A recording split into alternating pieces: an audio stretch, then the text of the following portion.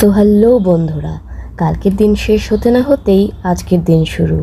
সেই ট্রেনে করে কাজে যাওয়া। অনেস্টলি মনটা একদম চাইছিল না, উইকেন্ডের পর যা হয় আর কি। এই যে ট্রেনে হকার কাকা উঠেছে, কত রকম জুয়েলারি নিয়ে, দারুণ লোভনীয় জিনিস এগুলো। আমার ইয়ারস্টারটা ট্রেন থেকেই নেওয়া। কি সুন্দর না, ছোট ছোট জিনিস, but it makes you so happy. Office পৌঁছে সবার আগে ঢুকলাম স্টাফ রুমে। তারপর ব্যাগ থেকে খাতা বের করে ডায়েরি বের করে বসলাম নোটস বানাতে, কারণ ক্লাসের আগে প্রপার প্রিপারেশন থাকা খুব দরকার। তারপর একটা না 3টে ক্লাস নিয়ে নিলাম।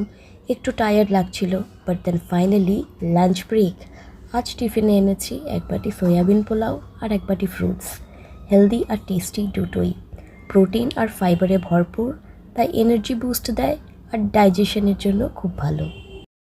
লাঞ্চের পর আবার 2টো ক্লাস নিয়ে নিলাম। তারপর বসে পড়লাম পরের দিনে নোটস বানাতে। শুধু লেকচার দিলেই কাজ শেষ হয় না, নোটস, অ্যাসাইনমেন্ট, লেসন প্ল্যানিং সব কিছু ম্যানেজ করতে হয়। Honestly by this time I was very tired. তারপর মনে পড়লো কদিন আগে 5 সেপ্টেম্বর ছিল, মানে টিচার্স ডে ছিল। টিচার্স ডেতে যে গিফটসগুলো পেয়েছিলাম সেগুলোর সবকটা এখনও খোলাই হয়নি।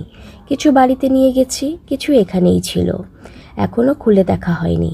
গিফটস আনবক্স করার মজা তো আলাদাই, তাই না? তার উপর যদি হয় স্টুডেন্টসের ভালোবাসা ভরা উপহার, ইট ফিলস রিয়েলি স্পেশাল। কি সুন্দর না কাচের বোতলটা। আর এই যে এই ট্রফিটা আমি মিউজিক্যাল চেয়ার খেলাতে পেয়েছিলাম। সব আয়োজন টিচার্স ডেতে স্টুডেন্টসরাই করেছিল। অবশেষে এবার বাড়ি ফেরা। হ্যাঁ, খুব পরিশ্রম, কিন্তু দিনটা বেশ ফুলফিলিংয়ে ছিল। ট্রেন থেকে নেমে হাঁটছি বাড়ির পথে, কানে ইয়ারফোন, গান বাজছে, আমি ধীরে ধীরে হাঁটছি। এই স্লো ওয়াকটা আমার জন্য একটা থেরাপির মতো। তাহলে আজকের দিনটা শেষ।